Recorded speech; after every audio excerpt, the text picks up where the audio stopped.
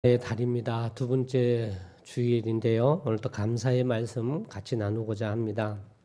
우리 다니엘 6장 10절을 오늘 본문으로 읽었는데요. 다니엘 6장 10절 말씀에 보니 어떻든 다니엘의 고백 중에 그가 원래 하던 대로 하루 3번씩 무릎을 꿇고 기도하며 하나님께 감사하였더라라는 말씀이 있습니다. 지금 말씀의 내용으로 보면 다니엘은요, 사실상 지금 우리가 보통의 사람의 생각에 의하여서 감사가 나오는 상황은 아닙니다. 여러분, 우리는 보통 감사라고 하면 어떻게 해요? 뭐 좋은 일이 생기거나 그렇게 됐을 때 우리가 감사라는 표현을 합니다. 무엇인가 나에게 이익이나 유익이나 혹은 나에게 좀 긍정적 영향력 있는 일이 생겼을 때 대부분 다 감사라 이야기를 합니다. 하지만 성경에 말씀하는 감사, 하나님이 범사에 감사하라는 감사는 세상이 가지고 있는 가치관의 감사와는 다릅니다. 제가 자주 이야기하는 겁니다만 성경적 가치관이 있고 하나님의 가치관이 있는데 항상 성경의 가치관이 있고 세상의 가치관이 있는데 세상의 가치관은 사람이 만든 가치관이죠. 그래서 여러분 세상의 가치관은 늘 어떻게 해요? 부족하다. 틀렸다가 아니고 뭐라고요? 부족하다입니다. 세상의 가치관 틀린 건 아닙니다. 하지만 부족합니다. 왜? 부족한 사람에게서 나온 것이기 때문에 그렇습니다. 감사도 마찬가지입니다. 세상 사람들이 하는 감사는 부족한 이유가 나에게 좋은 일 생겼을 때 감사합니다라고 하지만 성경의 감사는 그렇지 않습니다. 오늘 우리 최성훈 형제님 기도할 때 인용한 말씀에도 나와 있지만 감사는 범사의 감사라는 거 알지요. 범사는 어떤 일입니까? 세상의 가치관이 좋은 일 있을 때만이 감사가 아니라 항상 모든 일에 감사가 그것이 성경적인 하나님의 가치관에서의 감사입니다. 오늘 다니엘도 사실 하나님께 감사하였더라라는 오늘 본문 말씀 끝절에 나타나 있지만 세상의 가치관으로 감사할 조건은 못 됩니다. 사람의 생각으로는 하나님께 감사할 수 있는 상황이 아닙니다. 그럼에도 불구하고 다니엘은 하나님께 감사하였더라라는 표현으로 기록되어져 있습니다. 다니엘의 상황이 어떤지 이제 여러분은 교회를 오래 다니시고 말씀을 알아서 상황에 대해서 잘 알고 있겠습니다만 잠시 한번 살펴보면 그렇습니다. 다니엘은 유대 민족의 일종의 왕족 개념입니다. 왕족 개념이어서 이 바벨론이 남유다를 점령하고 난 후에 자기들이 다스리는 방법이 있습니다. 이것이 무엇이냐면요. 유대의 왕족을 비롯한 똑똑한 사람들을 있죠. 그런 사람들을 데리고 자기 나라로 가고 그 유대에는 자기 나라에 좀 그렇습니다. 계층적으로는 하류에 있는 그런 사람들을 이주시켜서 그 유대라는 나라를 이렇게 피로 섞은 후에 자기의 속국, 자기 나라화하려고 그래서 포로로 1차, 2차, 3차 포로로 잡아간 사람들은 다 왕족 혹은 지성인들, 똑똑한 사람들 이런 사람들을 포로로 잡아갔고 그 중에 다니엘이 거기에 속합니다. 그래서 다니엘은 특별히 또 바벨론의 포로로 잡혀가서는 대우를 잘 받았습니다. 그들의 친구들과 함께 왕의 교육을 받고 왕의 사람에서 대우를 받고 살았습니다. 그만큼 유대에 있어서 똑똑한 사람이었기 때문에 대우를 받고 살았습니다.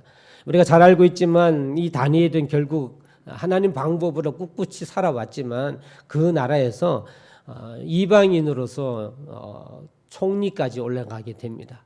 이 바벨론의 총리라고 하는 것은요, 이때 당시에 다니엘서 6장 2절에 보니까 그때 다리오라는 왕이 이 바벨론을 다스리는 다리오 왕 시대 때 보니까 총리가 셋 있었음을 이야기합니다. 총리 셋을 뒀는데 이방인으로서 유태인으로서 그 나라에 다니엘이 총리가 됩니다. 그냥 된 것이 아니라 그는 참 하나님의 귀중한 믿음의 방법 안에서 하나님의 복을 받은 사람인데, 개인적으로 보니까 3절에 다니엘은 마음이 민첩하여 총리들과 고관들 위에 뛰어남으로 라고 표현이 되어 있는 것으로 봤을 때 굉장히 지식적으로도 뛰어나고 판단력도 빠르고 해서 다니엘이 다른 총리들보다 또 혹은 다른 정치인들보다 더 인정받는 총리, 그냥 그렇게 총리가 된 게 아니라 정말 뛰어나서 또 다른 사람으로부터 인정받는 총리였다라고, 그래서 왕이 다리오가 다니엘을 총리로 삼았음을 이야기를 합니다. 사람이 산다라는 것이 늘 그렇습니다만 셋 중에 유일히 이방인으로서 다니엘이 총리가 되었는데 다른 두 총리가 가만히 내버려 뒀을까요?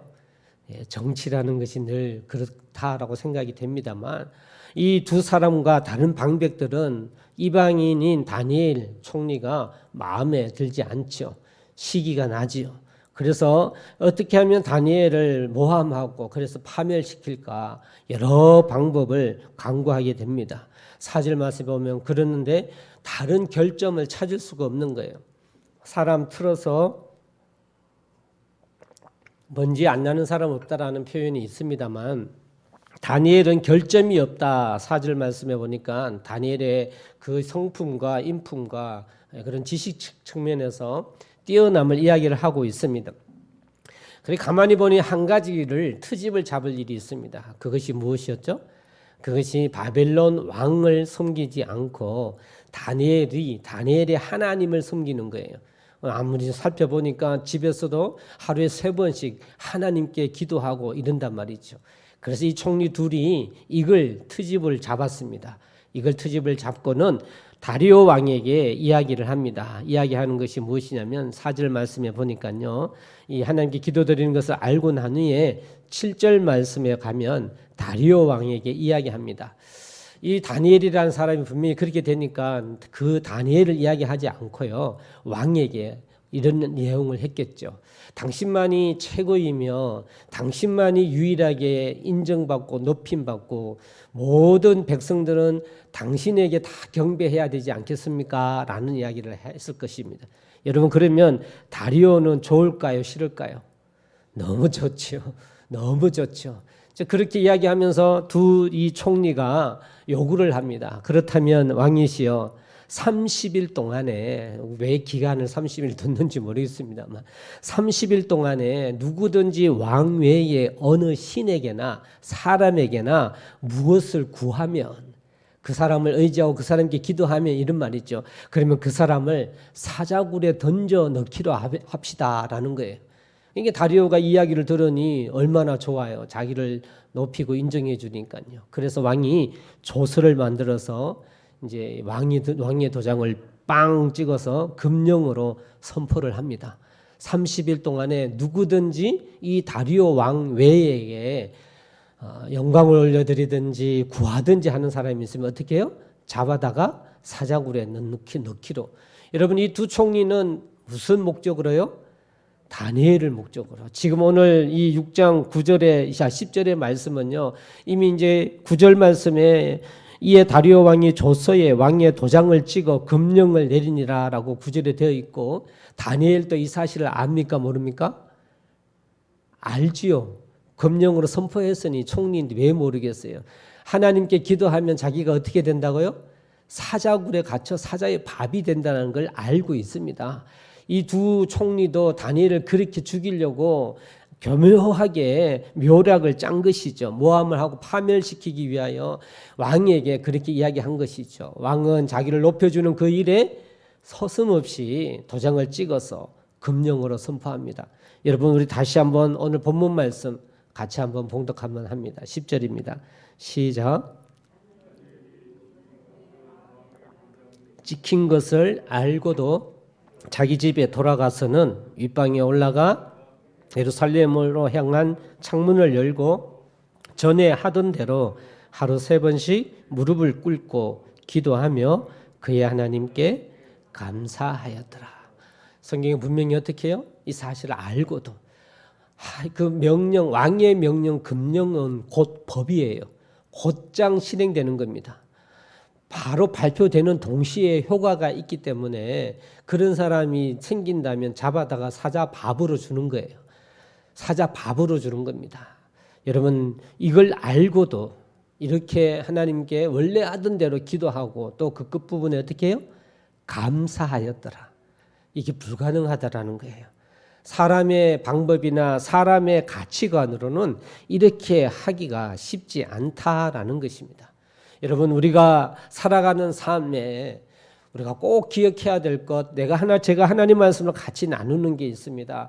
우리가 살아가는 삶은 살기에 마땅히 일어나는 일들, 사건들이 그것이 삶이다. 여러분 믿으시죠? 이 말은 무슨 말이냐면 내가 살아가는 삶에 내가 기대하고 원하는 좋은 일만 있을 수가 없다라는 거예요. 산다라고 한다면 살아가는 상황이 나 중심에 나 혼자 살아가는 삶이 될 수가 없기에 함께 살아가는 상황 속에서는 그 상황들과 일어나는 사건이 나에게 힘든 일 생길 수밖에 없다. 이것이 인생이요. 이것이 삶이다라는 말씀 자주 나눕니다. 동의되십니까? 그렇기 때문에 우리가 하나님의 가치관 안에서 살아가는 우리의 인생은 세상이 가지고 있는 가치관은 내가 잘 되기를 바라는 것, 잘 되기를 원하는 것, 이것이 각자의 인생을 향하여 가지고 있는 세상의 가치관이지만 성경의 가치관, 성경의 신앙과 믿음으로 살아가는 그리스도인의 삶은 내 인생을 바라볼 때 우리는 어떻게 해요? 지금 나에게 일어나는 그 모든 상황과 일, 그건 내가 살았기 때문에 하나님이 허락해 주신 인생임을 아는 것, 이것이 참된 신앙입니다. 여러분 그렇기 때문에 늘 말씀드립니다. 일어나는 사건, 상황, 이건 중요한 건 아닙니다. 왜? 마땅히 내가 살아있다면 일어나는 당연한 일이기 때문에 사건이 중요한 것이 아니라고 했습니다. 그럼 여러분 무엇이 중요하다고요? 중요한 것은 일어난 그 사건에 대하여 내가 어떻게 해석하느냐, 어떤 관점으로 바라보고 어떻게 해석하느냐라고 하는 것, 이것이 중요한 겁니다.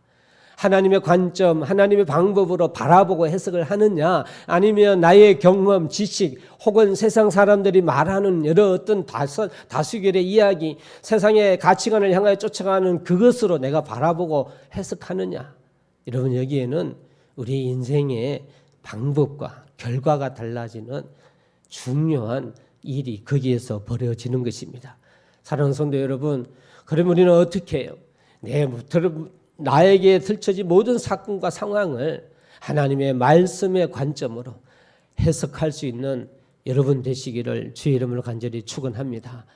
여러분 인간이 하나님으로부터 창조를 받았죠. 하나님 창조하셨습니다. 아담과 하와를 창조했고 그들이 범죄하고 난 후에 가인과 아벨을 만들었습니다. 이제 딱 한 대가 지났어요. 아담의 그 다음 때 가인과 아벨. 그 다음 때에 그 죄를 범한 인간이 태어난 가인과 아벨을 보십시오. 사람이요, 우리가 정말 하나님께 집중하지 않는다면 아담 때도 마찬가지입니다. 가인과 아벨 때도 마찬가지입니다. 하나님의 관점에 집중하지 않고 하나님의 관점으로 해석하지 않으면요, 금방 우리는 세상과 가까워질 수밖에 없고 세상의 관점대로 할 수밖에 없음이 아담 때부터 두 번째 인간인 가인과 아벨에서도 분명히 나타납니다. 여러분 창세기 4장 말씀에 보니까 인류 최초의 살인인 형이 아우를 죽이는 사건이 성경에 나타나 있지요. 여러분 그 가인인 형인 가인이 동생인 아우 아벨을 죽인 이유가 원인이 무엇이라 생각합니까? 왜라고 생각합니까? 저는요 그것은 그 일어난 사건에 대한 관점, 해석이 잘못되었기 때문이다. 하나님의 관점에서 바라보고 해석하지 못하고 가인 개인적인 관점에서 그 사건을 바라보았기 때문에. 어떤 사건이었습니까? 동생인 아우 아벨의 예배는 하나님이 받으시는데 자기 예배는 안 받으니까 여러분 가인이 어떻게 해요? 화가 나서 분이 나서 셈이 나서 시기 질투 때문에 밭에서 뒤에서 동생을 돌로 쳐 죽였단 말이에요. 엄청난 그런 일이 벌어졌는데 무엇 때문입니까? 무엇 때문이라고요? 사건을 잘못 해석했기 때문에, 자기 위주로 자기 방법으로 해석했기 때문에 그런 일이 벌어졌습니다. 성경 창세기에 보면 분명히 4장 5절 6절에 보면 가인이 자신의 제사가 연락되지 않음으로 말미암아 심히 분하여 안색이 변했다라고 성경이 표현이 되어 있어요. 잘못 생각했기 때문에 그것이 분해서 너무너무 참지 못해서 그래서 그 가인이 그 아우 아벨을 죽였다라고 성경은 표현하고 있는 것입니다. 그렇습니다. 우리가 하나님 앞에 하나님을 믿는 사람으로 늘 하나님의 말씀으로 나에게 이루어지고 벌어지는 모든 사건을 성경적으로 하나님의 관점으로 생각하지 않으면 우리는 다 세상의 관점으로 하면 그런 사람이 될 수밖에 없는 게 저와 여러분의 모습인 것 같아요.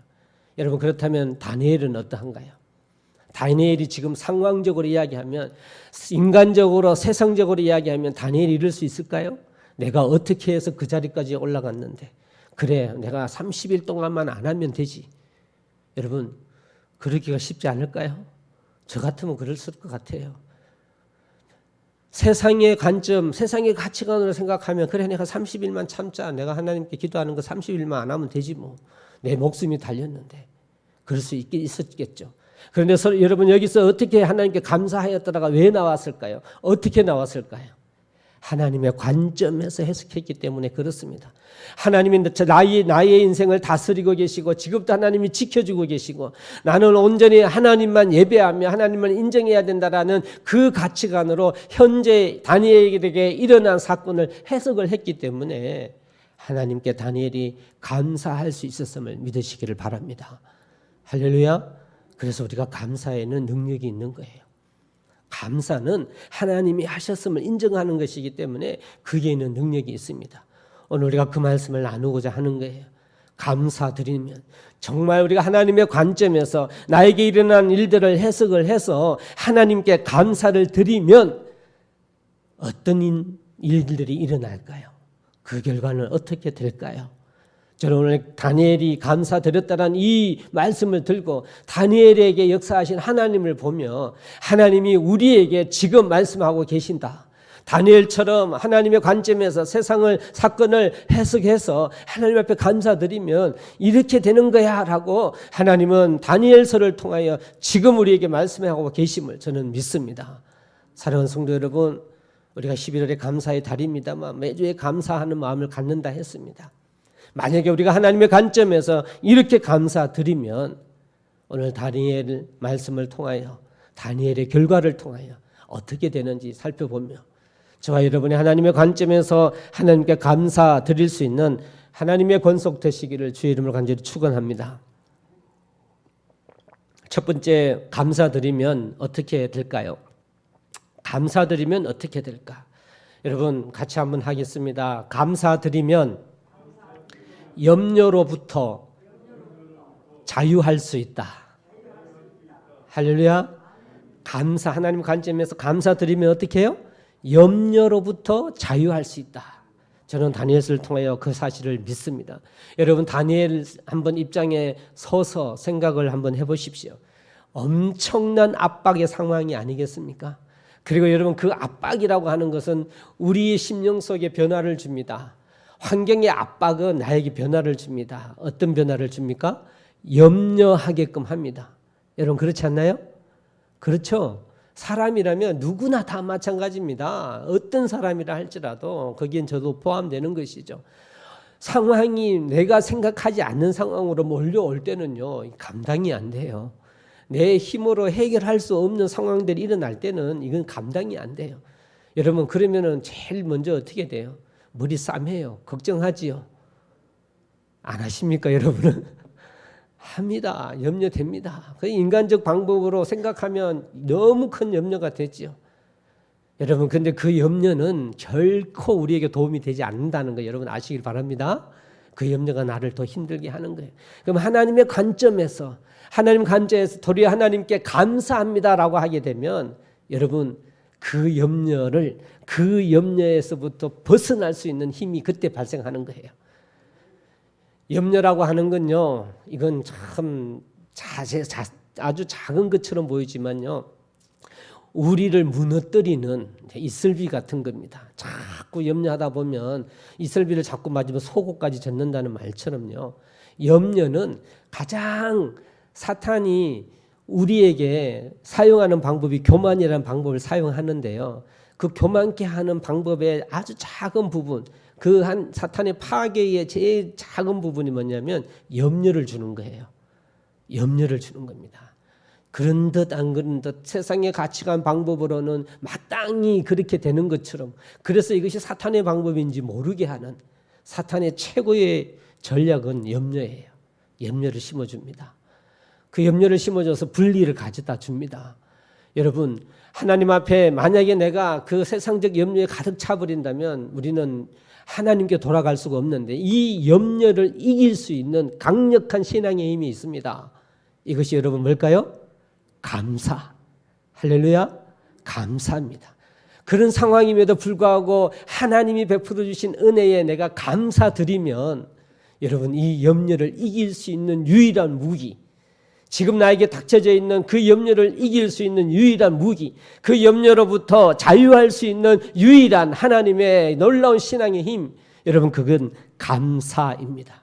염려라는 원어의 의미의 원어적인 의미는요, 어원은 목을 조른다라는 겁니다. 그래서 염려는 우리를 억압시켜요. 염려하면 그 염려가 점점 나를 붙잡으면 강력한 억압의 세력이 염려가 됩니다. 그 염려는 우리의 말씀의 기운도 막습니다. 우리의 판단력도 흐트러지게 만듭니다. 세상이 주는 동일한 염려 때문에 내가 하나님의 사람으로 살아가야 되는 방법을 막는데 그걸 사탄이 왜 사용하지 않겠습니까? 여러분, 염려가 있을 수밖에 없지만 이 염려를 이기기를 주의는 소망합니다. 그러면 감사드리면 염려로부터 자유할 수 있습니다. 세상의 방법은 아니에요. 그래서 세상 사람들은, 세상의 가치관으로 보는 사람들은 그러는 거예요. 야, 왜 저 사람 저렇게 선택했을까? 야, 어떻게 저 사람이 저렇게 이야기할 수 있을까? 라고 할 수 있어요. 왜? 세상의 가치관과는 반대적이니까요. 하나님의 가치관에서 하나님 앞에 감사드리면서 가감하게 감사드리면 염려를 다 무너뜨리는, 염려로부터 자유함의 결정을 내릴 수가 있기 때문에, 세상 사람들이 걱정하는 근심이 속에 있지 않기 때문에 그 감사드리게 되면 하나님의 방법에서의 결정이 나오게 돼요. 그러면 그 세상의 염려로부터 벗어나는 겁니다. 사랑하는 성도 여러분, 염려하지 않는 것만큼 축복된 것 없습니다. 달리 이야기하면 감사할 수 있는 신앙만큼 축복된 신앙은 없는데요. 우리가 살아가는 데 있어서 하나님 앞에 감사함으로 말미암아 염려하지 아니하는 신앙, 삶, 여러분, 그 삶만큼 보배로운 삶이 어디에 있겠습니까? 하나님 앞에 감사드려서 여러분 염려로부터 벗어나는 자유함 얻는 여러분 되시기를 주의 이름으로 진심으로 축원합니다. 빌립보서 4장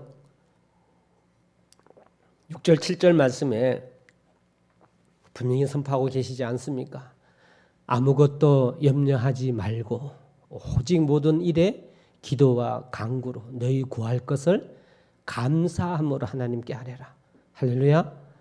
염려하지 말고 어떻게 해요? 감사함으로 하나님. 감사와 염려는 상반적인데 감사하게 되면 염려도 없어지고 염려하지 않으면 감사해야 되고, 이것이 빌립보서 4장 6절 말씀입니다. 성경에 그렇게 말씀하십니다. 하나님께 아뢰라. 그러면 어떻게 해요? 그리하면 하나님의 평강이 그리스도 예수 안에서 너희 마음과 생각을 지키시리라. 할렐루야. 이것이 성경 말씀 아닙니까? 너희 마음과 생각을 지키시리라. 그게 참된 평강이야말로 우리가 살아가는 참된 이유가 되어야 되지 않습니까?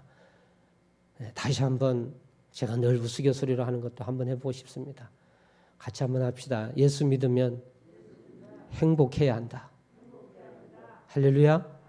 같이 한번 하겠습니다. 행복하려면 그리스도인의 정신은 제정신이 아니어야 한다. 여러분, 굉장히 쉬운 이야기지만요, 이것이 성경의 진리입니다. 이것이 성경의 진리예요. 우리가 예수 믿으면서 행복해야 되는데 그러지 않으면 잘못 믿는 거예요. 잘못 믿는 거예요. 우리가 하나님 앞에 진정한 행복의 삶을 살려고 한다면 감사밖에 없습니다. 염려하지 않는 것이 행복한 삶인데, 그러려면 하나님께 감사드리십시오. 그렇다면 염려로부터 자유할 수 있음을 저는 주의 말씀으로 믿습니다. 이런 성도들 되시기를 간절히 소망합니다. 두 번째, 감사드리면 어떻게 될까? 다니엘은요, 감사드림을 드렸기 때문에 염려하지 않는 거예요. 까짓 날 죽이라 이거죠. 그죠? 그 염려로부터 자유함이 있어서 그 다니엘은 감당하기로 마음 먹었잖아요. 그래서 감사드림으로 말미암아 감사드리면 또 어떤 상황이 만들어질까? 같이 한번 하겠습니다. 감사드리면 시련을 감당할 수 있는 능력이 생긴다. 할렐루야. 염려로부터 자유하지만 그렇게 되면 두 번째 어떻게 해요? 그 시련을 감당할 수 있는 능력이 감사드리면 생기게 되어 있습니다. 할렐루야. 그 상황을 받아들여서 견뎌나가는 능력이 생긴다는 거예요. 감사드리면. 하나님께 감사드리면. 세상의 가치관에 얽매여져 있지 않기 때문에 끝까지 거 그래 이게 하나님의 인도하심이라면 하나님 제가 그렇게 하겠습니다. 이런 결론이 나오지 않겠습니까? 누가 하기 때문에요? 하나님이 하시기 때문에 하나님 그렇게 하십시오. 제가 따르겠습니다. 하고 나오게 되는 겁니다. 그렇기 때문에 하나님께 감사드리면 어려운 상황, 시련을 감당할 수 있는 능력이 거기에서 생깁니다. 여러분 다니엘은 하나님께 감사로 기도 드릴 때 이미 시련을 감당하기로 결정한 거예요. 타협하지 아니하고 감당하기로 결정한 것입니다. 그래서 하나님께 감사하였더라라고 되는 것이죠. 시련을 감당하는 능력의 계기가 되었다라는 것입니다. 사랑하는 성도 여러분, 저는 믿음이 선택이라 그랬죠. 믿음은 선택이에요. 하나님의 은혜를 선택하느냐 안 하느냐 이것이 믿음입니다. 믿음의 가장 좋은 표현 중에 우리가 하나님께 감사, 회개 그리고 찬양 이게 다 믿음의 표현이에요. 그 중에 감사 역시 선택이에요. 여러분 감사는 선택 맞죠? 감사는 누가 하는 거예요? 다른 사람이 아니죠. 내가 하는 거잖아요. 무엇에 대하여? 하나님에 대하여. 하나님의 하신 일을 내가 인정해드리는 선택이 감사예요. 그럼 내가 감사하지 않는 거는요. 하나님의 은혜를 인정하지 않은 선택이 되는 것이죠. 그렇기 때문에 감사는 믿음의 선택이에요. 하나님이 하나님의 형상대로 지음받은 인간에게 영적 능력을 주셨는데 그것이 선택의 능력입니다. 믿음의 능력이에요. 하나님이 아담에게 선택의 능력을 줬어요. 그래서 아담이 이름까지 다 짓고 아담에게 자유의지의 선택으로 이 세상을 다스릴 수 있도록 한 것이 하나님의 창조의 원리입니다. 그렇기 때문에 선택이라고 하는 것은 너무나 중요한 건데 왜 감사가 중요한 믿음의 선택일까요? 여러분 모든 선택은 결과를 낳습니다. 그렇지 않나요? 선택은 다 결과를 낳아요. 여러분 결혼을 했죠. 여러분의 남편, 여러분의 아내를 선택했죠. 이제는 저희 할머니 때까지만 해도요. 그냥 부모가 선택해주면 따라한 경우가 있지만 그래도 지금은 대부분이 여러분을 선택했겠죠. 여러분 선택하는 순간에는 뭐가 남습니까? 결과라는 게 나오게 되어 있습니다. 성경에 의하면 가인을 보면 가인이 선택했지만 그 가인의 선택은요. 결국 시기 질투였습니다. 그는 하나님의 신뢰를 선택한 것이 아니라 자기의 시기와 질투를 선택했기에 분이라고 하는 결과를 낳았습니다. 하지만 여러분 감사는요. 하나님께 감사하면요. 나에게 닥쳐진 그 어려움 속에서 하나님의 감사를 선택하게 되면요. 그 시련을 감당할 수 있는 능력이 그때 나타나는 결과로 나타남을 믿으시기를 바랍니다.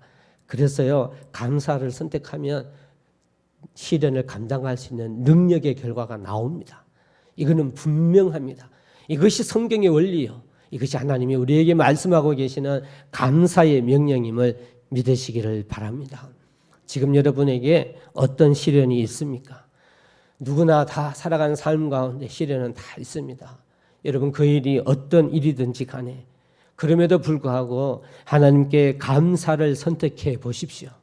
하나님 감사합니다. 나를 지켜주신 것이 하나님의 은혜입니다. 나를 구원해 주신 것이 하나님의 은혜입니다. 하나님 지금까지 인도해 주심을 감사합니다. 그래서 하나님 너무 감사합니다라고 한다면 그때 여러분이 감당하고 있는 어려움 닥치고 있는 시련 여러분 그 시련을 능히 감당할 수 있게 될 것입니다.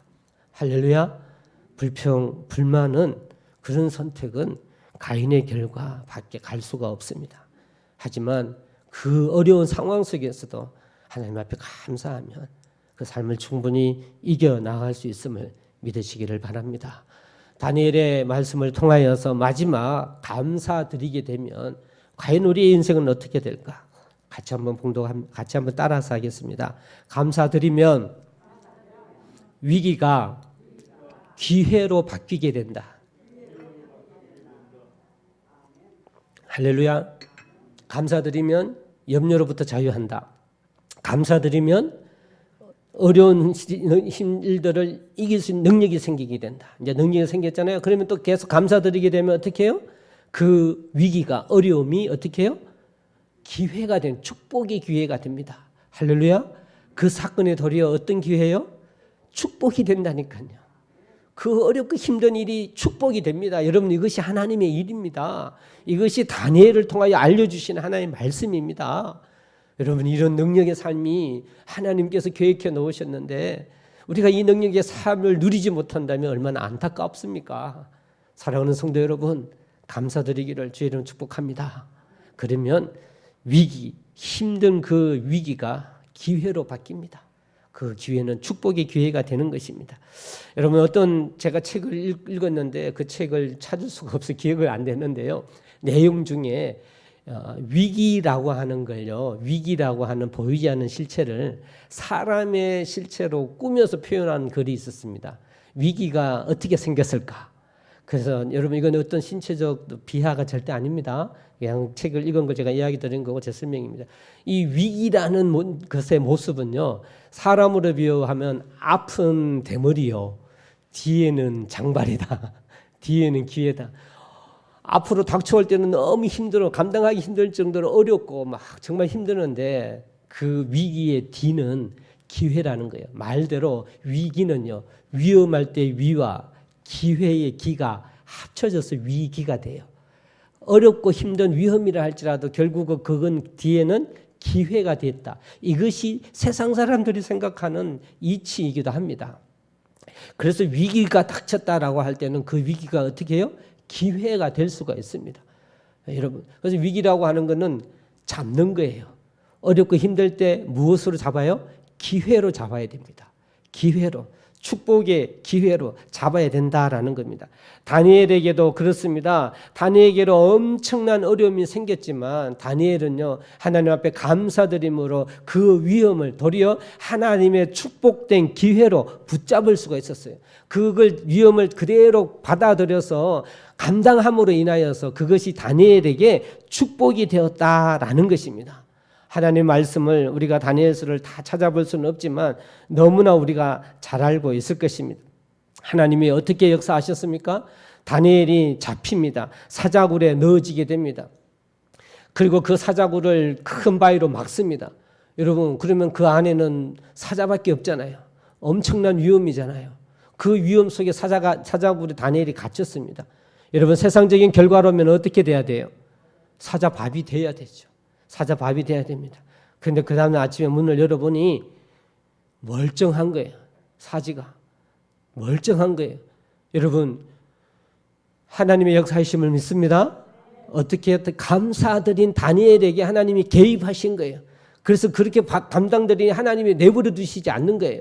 여러분, 하나님 앞에 감사드리며 어떤 위험의 상황이라 할지라도 감사합니다라고 해서 하나님 앞에 염려하지 아니하고 그걸 대처할 수 있는 능력을 내가 갖고 목숨까지라도 내놓을지언정 내가 그걸 감당하겠습니다라고 했을 때 하나님은 그 더욱 극적으로 역사하십니다.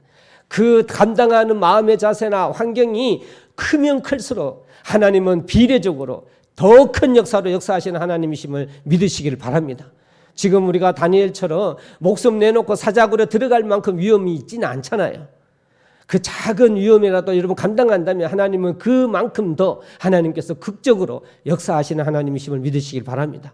정말 인간적으로 말도 안 되는 상황이 벌어졌지만 하나님은 그렇게 감사하는 다니엘의 인생 속에 들어가셔서 그 사자굴에서 막아주셨습니다. 어떻게 해요? 다니엘이 고백합니다. 22절에 하나님이 천사를 보내어 사자들의 입을 봉해줬다고. 자기가 눈으로 목격했거든요. 자기밖에 없지만 하나님이 천사를 보내서 사자의 입을 봉해준 거예요. 사자를 그냥 아기처럼 아무것도 못하게 한 것이 아니라 아무리 물고 떨어도 물을 뜯기지 않는 거예요. 사랑하는 성도 여러분, 하나님의 말씀은 이야기가 아니에요. 어떻게 그런 일이 있습니까? 라고 한다면 우리는 믿음이 부족한 겁니다. 왜일까요? 여러분, 어떻게 천지가 창조됐어요? 어떻게 해요? 하나님 말씀으로 천지를 창조하셨는데요. 하나님 그러니까 제가 그 천지 창조를 못 믿죠 이러죠 사람들은. 그러면 그 천지 창조를 못 믿으면 천지 창조가 지금 존재하잖아요. 존재하는 이유를 가지고 오라니까요. 이유가 합당하지 못하지 않습니까? 우연 아닙니까 다. 우연이라 그랬죠. 세상 사람들이 말하는 이 천지 창조는 우연이죠. 우연이라니까요. 우연으로 하기에 너무나 무책임하다니까요. 경무의 수가 너무 크다니까요. 무책임한 이야기입니다. 하나님이 다니엘서 주신 다니엘을 지키기 위하여 사자의 입을 봉했다는 것 하나님이 하셨음을 믿습니다. 우리에게 이만큼의 위험의 기회가 없기 때문에 어쩌면 우리는 그런 체험을 못할지도 모르겠지만 내가 당하고 있는 어려움 속에서 하나님 앞에 감사하면 그 위험이 어느 정도 어려운 정도에 따라서 하나님은 그만큼 역사해 주십니다. 할렐루야. 그렇습니다. 그래서요 그 일을 감당하니 어떤 일이 생겼습니까? 축복이 됐습니다. 우리 24절 말씀 6장 24절 한번 봉독해 보겠습니다. 6장 24절입니다. 같이 한번 기도합니다. 시작. 왕이 말하여 다니엘을 참소한 사람들을 끌어오게 하고 그들의 처자들과 함께 사자굴에 던져 넣게 하였더니 그들이 굴 바닥에 닿기도 전에 사자들이 곧 그들을 움켜서 그 뼈까지도 부숴뜨렸더라. 무서운 이야기이긴 합니다만 하나님이 복수의 하나님입니까? 이러면 또 곤란합니다. 하나님은 보통 평범하다면 이럴 수밖에 없는데 하나님이 다니엘을 지키셨다 이런 이야기예요. 하나님이 그렇게 역사하셔서 보호해 주신다라는 이야기입니다. 여러분 뿐만 아닙니다. 우리 마지막으로 28절도 같이 한번 봉독하면 좋겠습니다. 28절입니다. 시작. 이 다니엘이 다리오 왕의 시대와 바사 사람 고레스 왕의 시대에 형통하였더라. 여러분 이 다니엘은 바벨론 왕의 나라의 왕이고요. 고레스는요 바샤 페르시아라는 페르시아가 바벨론을 삼키거든요. 통일을 합니다. 이 바샤 페르시아의 초대 왕이 고레스 왕이에요. 그래서 이 다니엘이 바벨론 왕인 다리오 왕뿐만 아니라 어느 때까지요? 바샤 왕 고레스 왕 때까지 형통한 삶을 살았다. 성경이 그렇게 말씀하고 계십니다. 그렇게 한 절을 이야기해 주시는 것이죠. 사랑하는 성도 여러분, 이것이 다니엘의 삶의 형통입니다. 할렐루야. 무엇 때문에요? 믿음을 잘 지켰죠. 하지만 그 믿음을 잘 지켰다는 표현에 어떻게 하나님께 감사했기 때문에 이 신앙이 오늘 저와 여러분의 신앙이기를 진심으로 소망합니다. 이게 성경이 이야기하는 하나님의 말씀인데 우리 동북 제일침례교회 그렇게 하나님의 은혜를 인정하고 기억하여 인정해 드리며 우리 삶이 어떤 삶이라 할지라도 하나님 앞에 감사드릴 수 있는 삶, 그런 삶 살기를 주의 이름으로 소망합니다. 그래서 오늘 하나님 말씀해 주신 대로 내가 억압받고 있는 염려로부터 자유하십시오. 그리고 그 어려운 삶 능히 감당할 수 있는 하나님의 능력을 체험하십시오. 그리고 결국은 그것이 나에게 복된 삶의 결과를 하나님이 허락해 주실 것입니다. 하나님 앞에 감사드렸을 때 이 놀라운 역사가 하나님의 역사이며 이것이 하나님의 진리이며 말씀이심을 믿으셔서 하나님께 감사드리는 인생 살아가시기를 주의 이름으로 간절히 축원드립니다. 아멘.